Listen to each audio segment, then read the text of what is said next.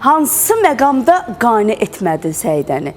Yəni Səidə adının qurban olum, sənin o fikirləri dəyişməyinə nə əlaqəsi var? İstəmirəm, Aysan yaxşıdır.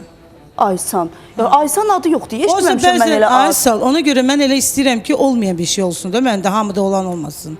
Çünki hamı maşallah, baxırsan, hamı bir-birinə oxşayır. Baxırsan, hamı bir sizcə bir dənə səs əməliyyatı da olsaydı, bir səs əməliyyatı da elətdirərdilər. Mən demirəm ki, mən əməliyyat eləm. Məncə siz Səidəni ümumiyyətlə hər tərəfli dəyişmək istəyirsiniz. Mən bəzən deyirəm ki, gedib özünüzü başa düşürəm. Əməliyyatı hamısını eləyə bilir. Amma bu səs var ha, bunu Allah verir də.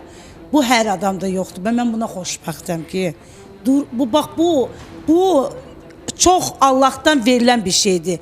Gedib düzəltməklə deyil. Yəni, bəlkə bu adımda mənə bir başqa qapı açar. Çünki mən o qədər diksindiriblər bizi, o qədər iyrəndiriblər bizi bu camiədən.